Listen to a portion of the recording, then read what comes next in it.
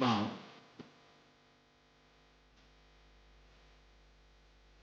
मैं इस संपूर्ण विश्व में व्याप्त हूं। मैं सर्वांतर्यामी हूं। ये जगत मुझ में समाया है और मैं इसमें। मेरा अवतार द्वंद्वों की कीट में फंसे मानवों को सीधी राह पर लाने के लिए ही हुआ है।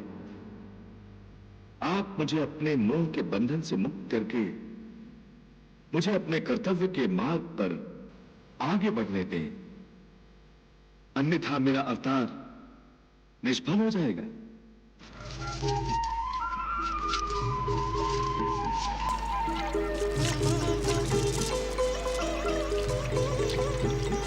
शीघ्र हमें उस पार ले चलो नाविक, वहां आचार्य हमारी प्रतीक्षा कर रहे हैं। रुकिए, हमें भी साथ ले लीजिए। प्रतीक्षा करो, ये नाव हमें उस पार छोड़कर वापस आ रही है। नाविक, शीघ्रता से ले चलो हमें।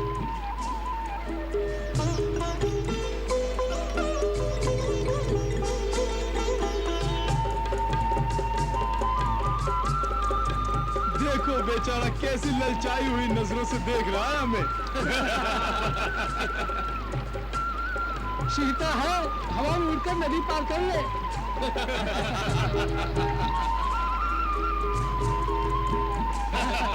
अथवा भागकर लांग जा नदी के जल के ऊपर से।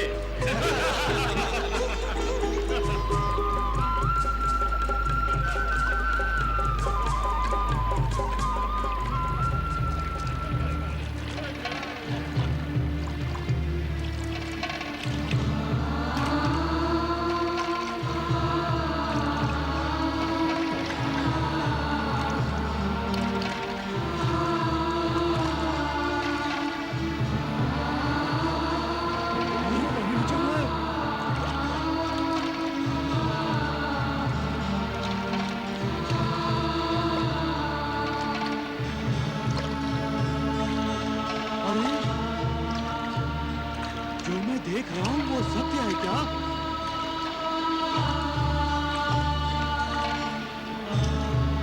हाँ, वो तो पानी पर चल रहा है।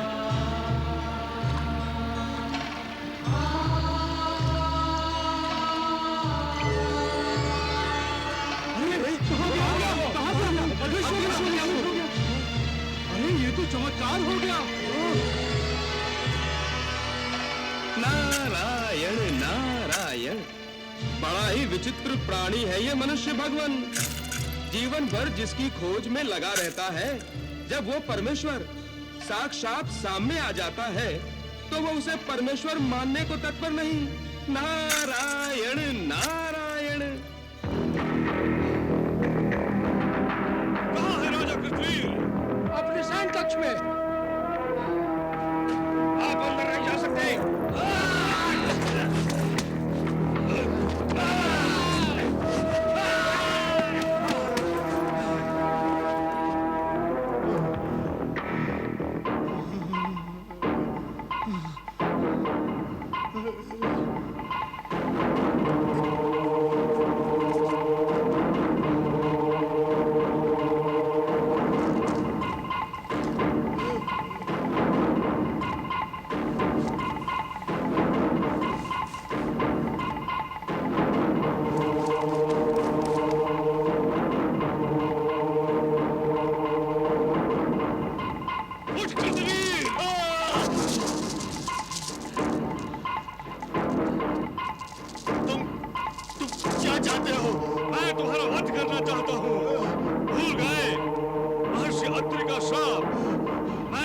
पूरा करने आया हूं।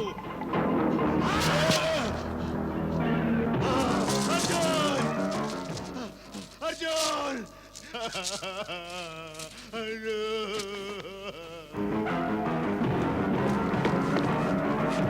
अर्जुन! अर्जुन! पिताश्री, वो फिर आया था। कौन? ब्राह्मण। अर्जुन, मेरे कितने सैनिक मार दिए, मेरे द्वार रक्षकों का भी वध कर दिया, मेरा भी वध कर देता वो, यदि तुम ना आ जाते। पिताश्री आप? अर्जुन, अर्जुन, तुम मुझे अकेले छोड़कर मत जाना अर्जुन। नहीं, मैं तुम्हें कभी अपने से दूर नहीं होने दूंगा। कभी अपने से दूर नहीं होने दूंगा। पिताश्री, आप व्यर्थ ही भयभीत हो रहे हैं। यहाँ कोई नहीं आया है, यहाँ कोई नहीं आया पिताश्री। आपने अवश्य कुछ स्वप्न देखा होगा। हाँ पिताश्री, स्वप्न। ये देखिए आपके सैनिक जीवित हैं, और वो देखिए आपके द्वार रक्षक, वो अपना परम कर्तव्य निभा रहे हैं पिताश्री।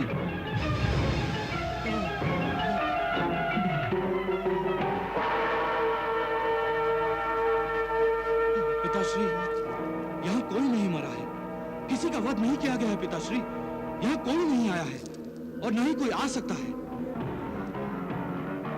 जब तक आपका ये पुत्र कार्तवीर्य अर्जुन जीवित है, साक्षात यमराज भी आपके प्राणों का शत्रु बनकर आ जाए तो मैं उसका भी मुंह मोड़ दूंगा पिताश्री। पिताश्री, मेरे होते हुए आपको भय करने की कोई आवश्यकता नहीं। इस जगत के किसी ब्राह्मण में इतनी शक्ति नहीं कि महाराज कृतवीर्य का कोई बाल भी बाका कर सके। पिताश्री, आप सो जाइए, मैं हूं आपके साथ। अर्जुन, मुझे छोड़ के मत जाना तुम। आइए आप अर्जुन, मुझे छोड़ के मत जाना तुम। मुझे छोड़ के मत जाना अर्जुन। मैं हूं आपके साथ। मुझे छोड़ के मत जाना अर्जुन।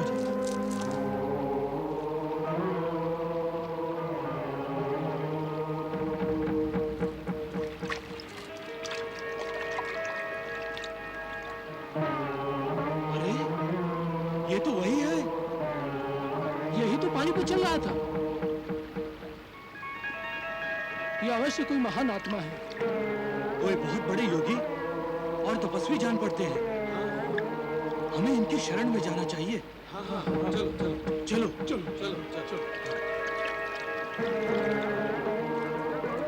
प्रणाम गुरुदेव।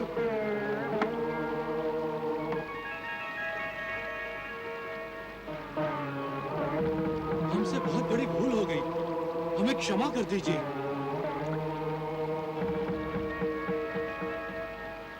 हमें अपनी शरण में ले लीजिए, हमें अपना शिष्य बना लीजिए। आपका तेज बता रहा है आप में अवश्य परमेश्वर का अंश है। हम पर कृपा कीजिए।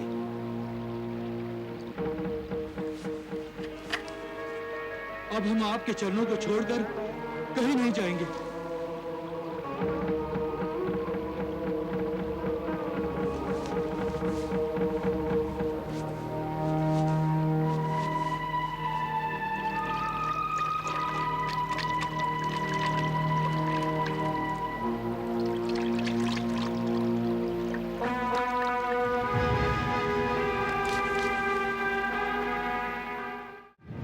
नारायण नारायण। प्रभु, ये नदी में कूद जाने का तात्पर्य क्या हुआ? देवर्षि, दत्तात्रेय ऋषि कुमारों और मुनि कुमारों की अधूरी और कच्ची ज्ञान अवस्था जानते थे। उनमें ज्ञान प्राप्त करने की परम श्रद्धा और सत्य निष्ठा नहीं थी। वो बाह्य स्वरूप और सांसारिकता से ही व्यक्तियों को तोलते थे। अतः नदी में कूद जाने का अर्थ यह है कि दत्तात्रेय उनका गुरुत्व स्वीकार नहीं करना चाहते थे। वे उनसे दूर जाना चाहते थे और संसारियों के हाथ नहीं आना चाहते थे।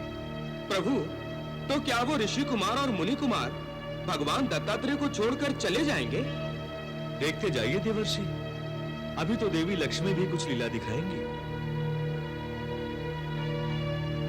अच्छा। देवी लक्ष्मी, आपका प्रादुर्भाव लीलाएं दिखाने के लिए हुआ है। ब्रह्माणी के रूप में आप ब्रह्मा जी की रचना का कार्य पूर्ण करती हैं।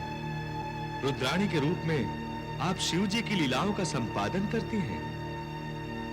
इस समय दत्तात्रेय मेरा अवतार है और आपका आह्वान कर रहा है। क्या आप उसका साथ नहीं देंगी? हाँ माता, मेरा मन भी तनिक लालची और लोलुप हो गया है। कुछ और लीलाएं देखना चाहता है आपकी माता। मुझ पर और पृथ्वी वासियों पर उपकार कीजिए और अपनी लीलाओं के माध्यम से हमें ज्ञान और शिक्षा दीजिए।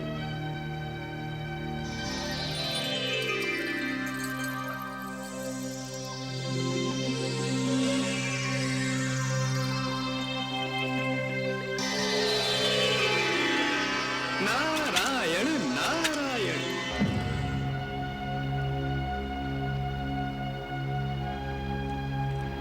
3 दिन हो गए। 3 दिन तक कोई जल में कैसे रह सकता है? क्यों नहीं रह सकता? जिसे जल योग की क्रिया आती है वो रह सकता है। उनके तेज से लगता था वो भी कोई बहुत बड़े योगी है।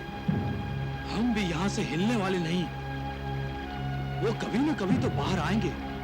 हम उन्हें अपना गुरुदेव बनाकर ही रहेंगे। नारायण नारायण।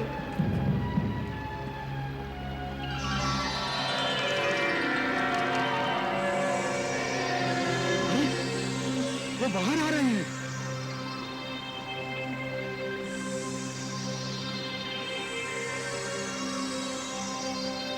लगता है उन्होंने समाधि छोड़ दी। अब माता लक्ष्मी भी कुछ लीला करने वाली है। जय हो माता, जय हो। गुरुदेव, आप इस प्रकार हमें छोड़कर जल में क्यों चले गए थे? और ये देवी कौन है? और आप जैसे योगी के साथ क्या कर रही हैं?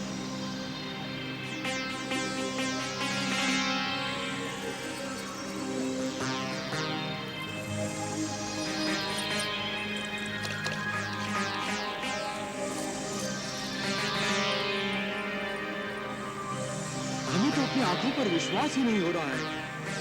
एक योगी, वो भी एक स्त्री के साथ। ये स्त्री आई कहां से? अरे, ये सब तो माया है, माया गुरुदेव की।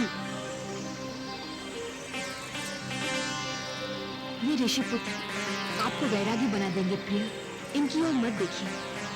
सोचिए, केवल हम दोनों हैं यहाँ पर।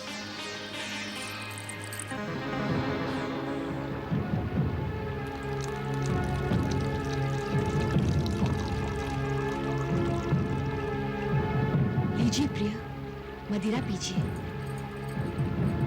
फिर हम विहार पर चलेंगे।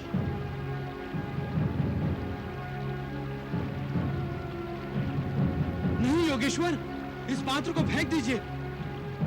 ये योगियों को योग से भ्रष्ट कर देता है। इस मायावनी का साथ छोड़ दीजिए।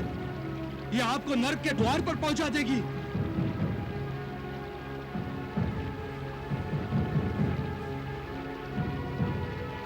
जी जी जी जी जी, सब भ्रष्ट कर दिया। चलो।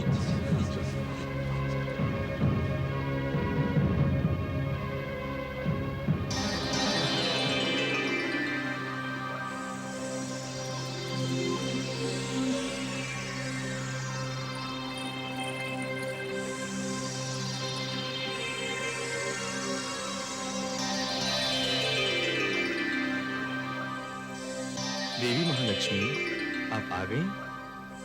आपकी आज्ञा का पालन ठीक से हुआ ना प्रभु?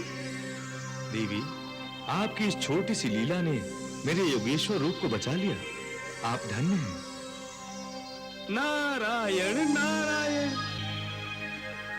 देखा आपने देवर्षि नारद, जिस तरह कमल कीचड़ में खिलता है परंतु उस पर कीचड़ का कोई प्रभाव नहीं होता, उसी प्रकार संसारी व्यक्ति संसार में रहकर उन पापों से निर्लिप्त रहे तो केवल उसी को सच्चा ज्ञान प्राप्त करने का अधिकार होता है। प्रभु, इन ऋषि कुमारों और मुनि कुमारों की सांसारिक दृष्टि अभी पूरी तरह से लुप्त नहीं हुई है, तभी तो उन्हें ये मदिरा और स्त्री वाले दत्तात्रेय बुरे लगे। इसीलिए दत्तात्रेय उन्हें ज्ञान प्रदान करने के लिए तैयार नहीं हुए। इस प्रकार अपनी लीला से भगवान श्री दत्तात्रेय ने ऋषि कुमारों को भ्रमित करने देवी लक्ष्मी की सहायता ली और श्री दत्तात्रेय एकांत में अपना तपोबल बढ़ाने के लिए तपस्या करने बैठ गए।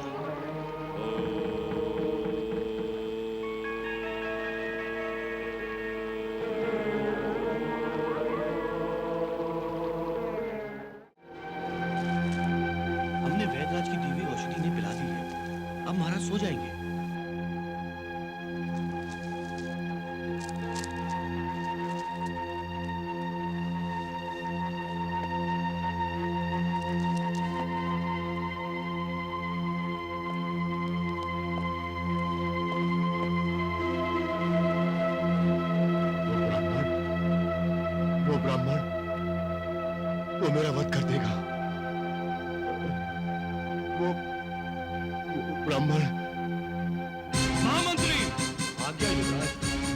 अभी जाकर नगरी में ये घोषणा करवा दीजिए कि कल सूर्योदय से पहले पहले नगरी के सभी ब्राह्मण नगरी छोड़कर चले जाएं, और यदि कल सूर्योदय के बाद हमारी नगरी में कोई भी ब्राह्मण दिखाई दिया तो उसे मृत्यु दंड दिया जाएगा। मृत्यु दंड।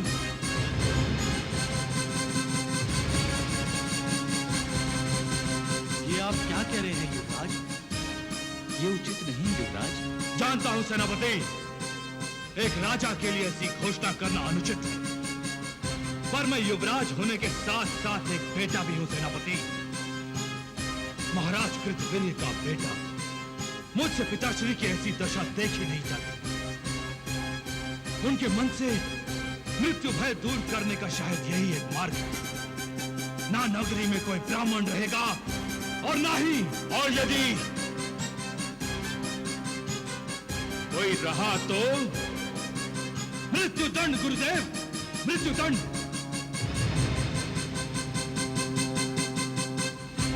और एक भी ब्राह्मण को यदि मृत्यु दंड मिलने का समाचार पिताश्री के कानों में पड़ जाए तो निश्चय ही ब्राह्मण भय से वो मुक्त हो जाएंगे। आप क्या कहते हैं गुरुदेव? यदि आपकी यही इच्छा है युवराज, तो सबसे पहले मृत्युदंड मुझे दीजिए, क्योंकि मैं भी एक ब्राह्मण हूं।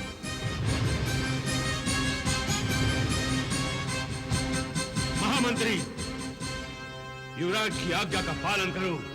घोषणा करवा दो कि कल सूर्योदय होने से पहले इस नगरी के हर ब्राह्मण को ये नगरी छोड़कर जाना होगा, अन्यथा उसे मृत्यु दंड मिलेगा।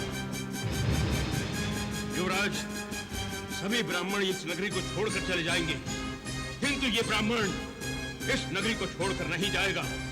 ये गर्ग मृत्यु दंड पाने को तत्पर है, किंतु ये नगरी छोड़कर जाने को तत्पर नहीं। यदि मेरी मृत्यु से मेरे महाराज का मानसिक संतुलन ठीक होता है तो मैं एक बार नहीं 100 बार आपका मृत्यु दंड पाने के लिए तैयार हूं।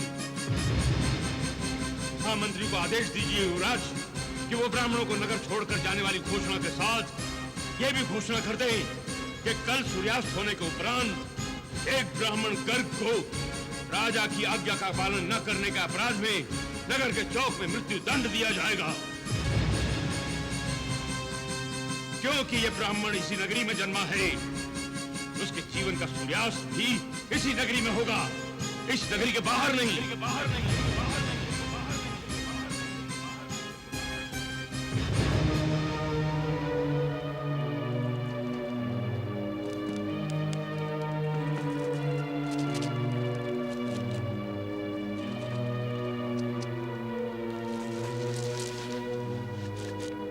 मुझे क्षमा करें गुरुदेव, मुझसे बहुत बड़ी भूल हो गई। ऐसी घोषणा कभी नहीं होगी गुरुदेव, कभी नहीं होगी। उठो युवराज, अपनी भूल के लिए क्षमा मांगने से कोई मानव छोटा नहीं होता, महान बनता है। जैसे किसी एक व्यक्ति के अपराध के लिए दूसरे को दंड देना अन्याय है, उसी प्रकार एक व्यक्ति के लिए सारे समाज को दंड देना भी अन्याय है। और राजा से न्याय अपेक्षित है, अन्याय नहीं। मैं ठीक कह रहा हूं ना? युवराज, अब आपको राजगद्दी पर बैठना है और राजगुरु होने के नाते मैं आपका और अपने इस राज्य का सदा कल्याण चाहता हूं। युवराज, जीवन तो सागर है जिसमें सुख दुख रूपी ज्वार भाटा तो आता ही रहता है, किंतु राजा को इन सब से विचलित नहीं होना चाहिए। तुम्हारा सदा कल्याण हो।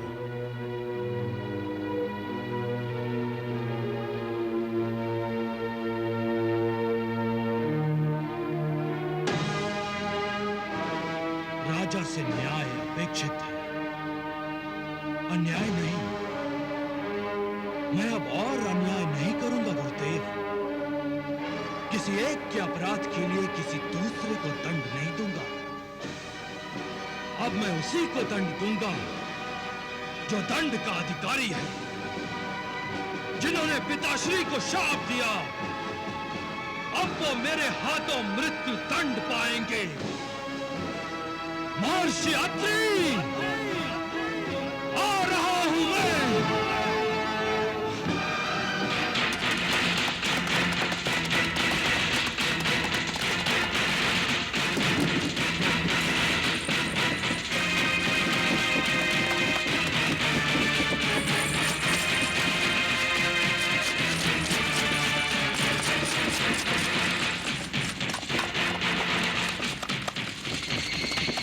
नारायण नारायण नारायण नारायण।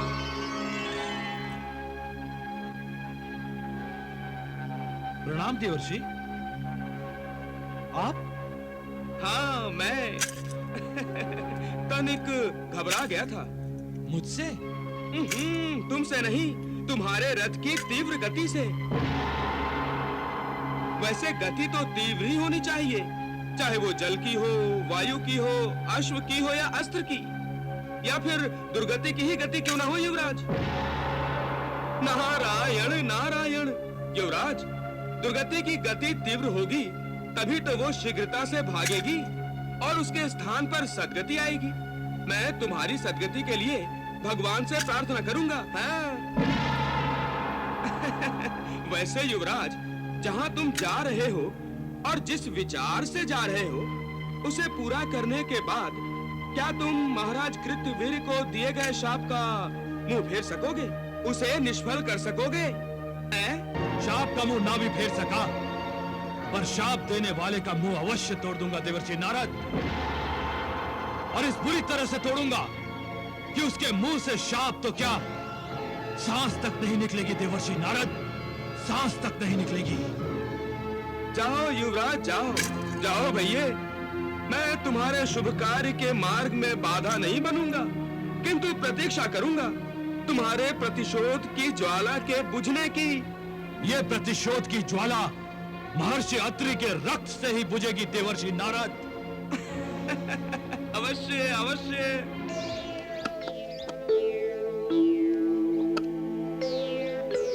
लाओ, पुष्प दो।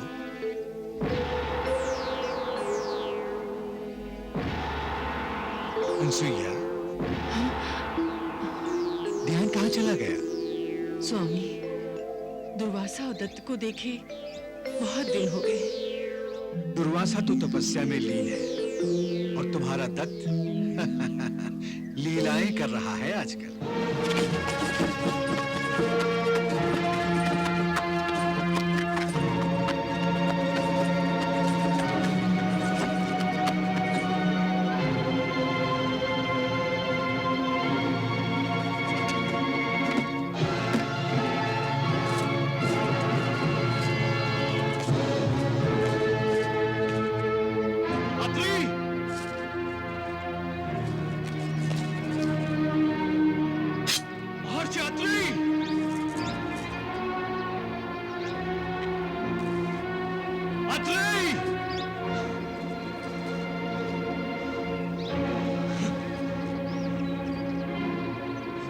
महर्षि अत्रि के आश्रम में अतिथि का स्वागत है।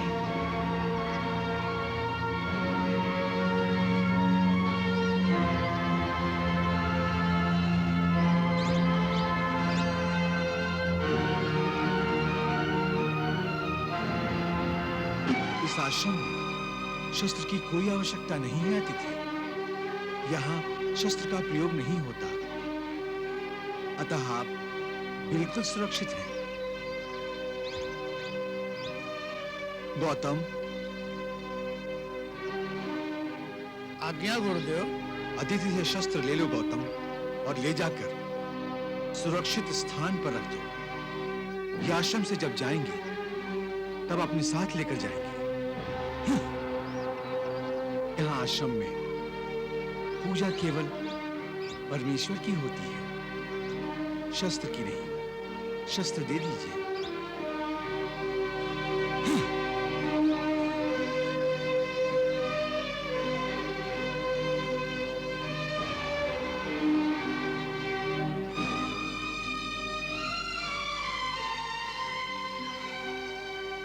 आसन ग्रहण कीजिए अतिथि देव। आसन ग्रहण कीजिए।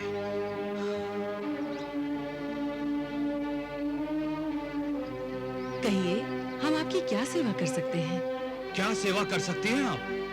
आप हमारे अतिथि हैं और अतिथि परमेश्वर का रूप है। परमेश्वर के लिए हम अपने प्राण भी दे सकते हैं। मुझे वही चाहिए। क्या? मुझे महर्षि अत्रि के प्राण चाहिए।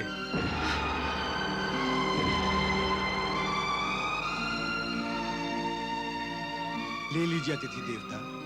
महर्षि अत्रि, मैं कार्तवीर्य अर्जुन, महाराज कृतवीर्य का पुत्र, आपके अपराध का दंड देने आया हूं। आपने मेरे पिताश्री को शाप दिया था ना? जानते हैं आप, आपके शाप के कारण पिताश्री का जीवन नरक बन गया है। याद है आपको? वो अपना मानसिक संतुलन खो बैठे हैं। ब्राह्मण भय और मृत्यु भय से वो इतना भयभीत हो चुके हैं कि न रात में सोते हैं न दिन में। उनकी इस दशा के अपराधी आप हैं। मैं आपको इस अपराध का दंड अवश्य दूंगा। महर्षि अत्रि! रुक जाइए अतिथि देवता। आप एक सती को विधवा नहीं बना सकते। मेरे पतिदेव को मृत्यु दंड देने से पहले आपको मेरी गर्दन काटनी पड़ेगी। लीजिए अतिथि देव, मैं तैयार हूँ। तलवार चलाइए अतिथि देव। रुक क्यों गए? अतिथि देव, अपराधी मैं हूं, दंड मुझे मिलना चाहिए। नहीं अतिथि देवता, मैं सुहागिन मरना चाहती हूँ। आप मुझ पर कृपा कीजिए।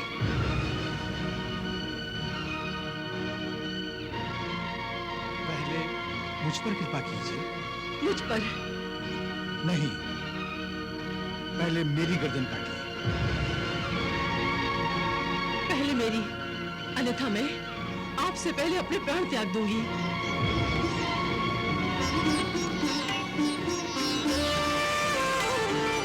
कार्तवीर्य आया यहाँ लेने को प्रतिशोध, त्याग मूर्तियां देख कर भूला वैर विरोध, जागा अंतर्बोध।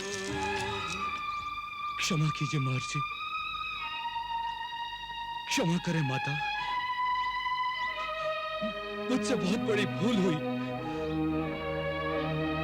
जो मैंने आपसे प्रतिशोध लेने के विषय में सोचा।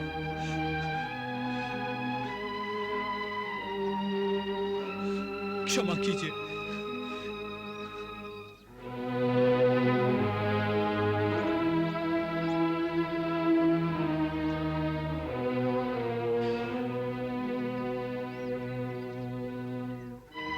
तुम्हारा कोई दोष नहीं है वत्स। अपने पिता के प्रति प्यार और आदर ने ही तुम्हारे मन में प्रतिशोध को जन्म दिया। किंतु हमारे प्राणों पर, हमारे श्वासों पर हमारा अधिकार नहीं है। इन पर अधिकार है केवल सृष्टिकर्ता का, उस जगत पिता का, जिसे हम सब परमेश्वर कहते हैं। सृष्टि में जो कुछ भी होता है वत्स, प्रभु की इच्छा अनुसार ही होता है।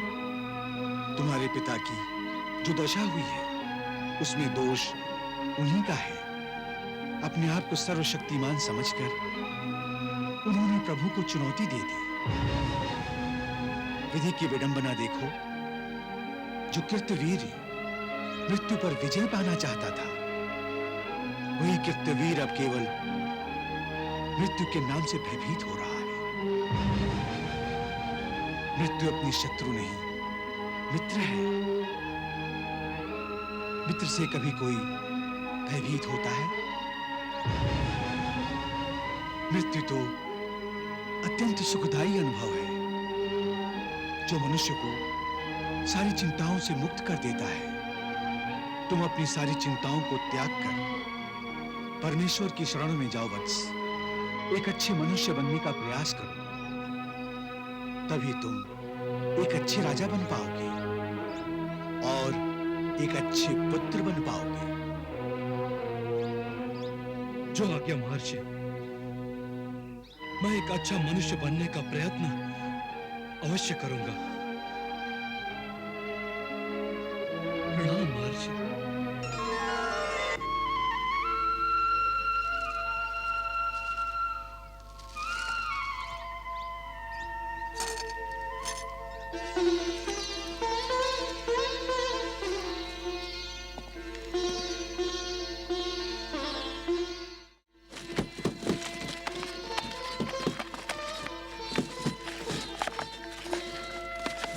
नारायण नारायण नारायण नारायण।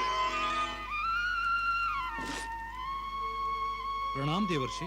कल्याण वस्तु। ऐ युवराज, अपनी प्रतिशोध की ज्वाला बुझा कर आ रहे हो? नहीं देवर्षि,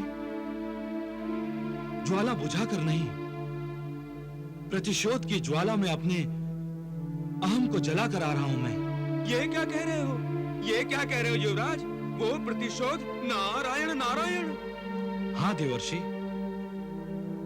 मैं जब आश्रम पहुंचा तो अपने प्रतिशोध और क्रोध से जल रहा था, परंतु महर्षि अत्रि ने अपने ज्ञान की ऐसी वर्षा की कि प्रतिशोध और क्रोध दोनों बुझ गए। कितना सत्य कहा था उन्होंने कि हमारे प्राणों पर, हमारी सांसों पर हमारा अधिकार नहीं है, परमेश्वर का अधिकार है। आश्रम जाकर तुम्हारे सारे पाप धुल गए युवराज। अब तुम में दैविक गुणों की उत्पत्ति होने जा रही है। तुम एक महान राजा बनोगे युवराज, महान राजा। देवर्षि, आप अपनी कृपा मुझ पर बनाए रखिएगा। प्रणाम। नारायण नारायण। चलो साथी।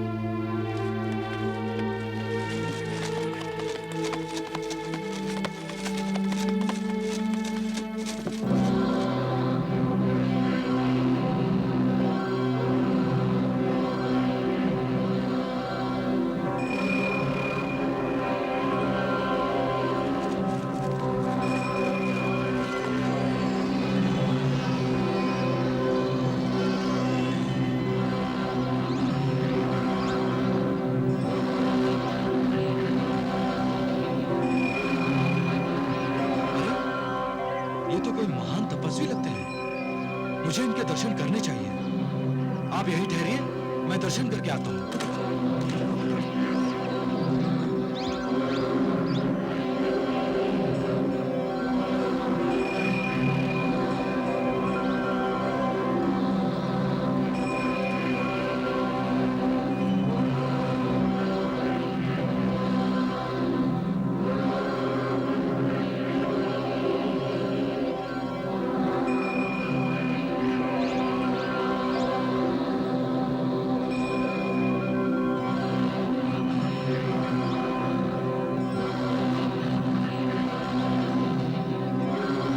तेजस्वी ऋषि कुमार, कार्तवीर्य अर्जुन का प्रणाम।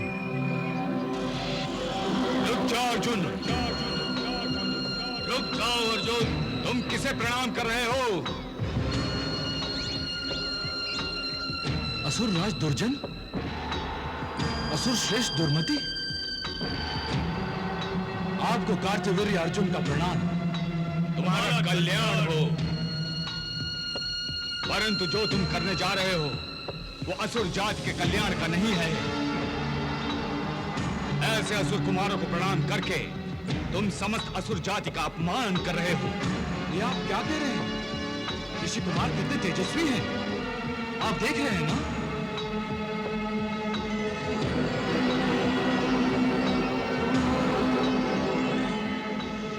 ये तेज हमारा शत्रु है। हम असुर जाति के लिए घातक हैं। तुम्हारे पिता कृतवीर्य ने इसी तेज के कारण अपना मानसिक संतुलन खो दिया और तुम उसी तेज को प्रणाम करने जा रहे हो।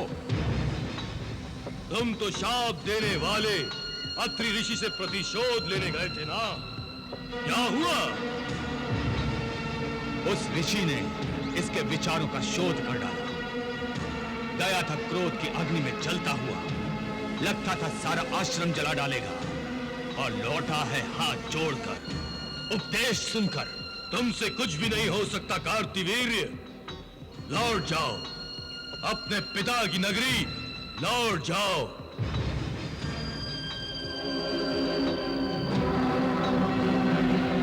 अब हम देखेंगे कि कोई ब्राह्मण असुरों को शाप देने की धृष्टता कैसे करता है।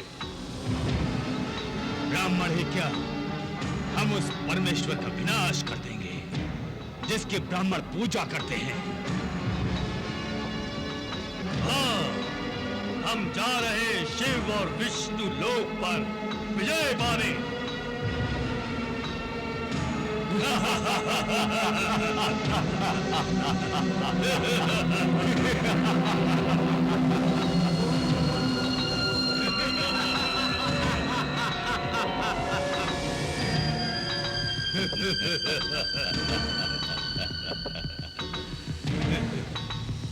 दुर्मति, इन तपस्वियों के तपोबल और समस्त शक्तियों का स्रोत शिव और विष्णु ही है ना? हाँ, क्यों?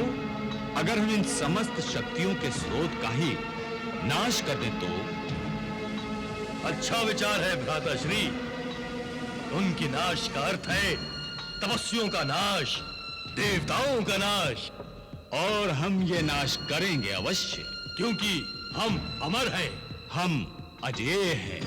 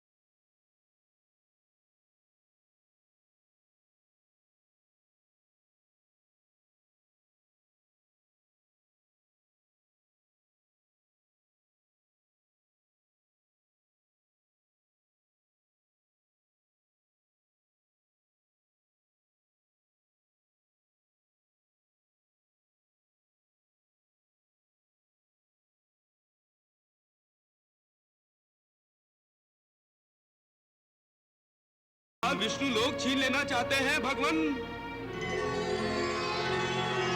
भोलेनाथ, वो आपके कैलाश पर भी आक्रमण करने वाले हैं। नारायण नारायण। तप यज्ञ समाप्त हो जाएंगे, पूजा आराधना अपना आराध्य एवं पूज्य बदल लेंगी। नारायण, आपको तो कोई चिंता ही नहीं है। मैं कोई अपना स्वप्न नहीं बता रहा हूं भगवान। आप जानते हैं ना, दुर्जन और दुर्मति अजेय हैं, उन्हें कोई पराजित नहीं कर सकता, कोई विनाश नहीं कर सकता उनका।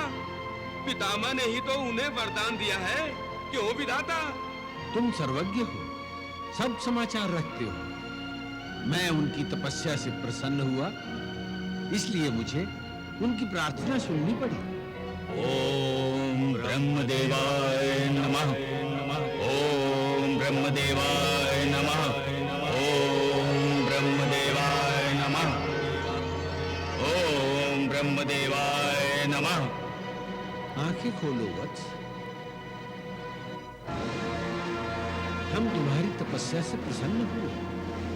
वर मांगो। हे परमपिता परमेश्वर, आप हम दोनों को अमर होने का वरदान तो दे नहीं सकते। आप हमें ये वरदान दे विधाता कि हमारी मृत्यु हो तो केवल शिव शंकर के हाथों, और मृत्यु के समय महादेव कैलाश पर नहीं, पृथ्वी पर हों। और महादेव उस समय जागृत अवस्था में ना हो। तथास्तु।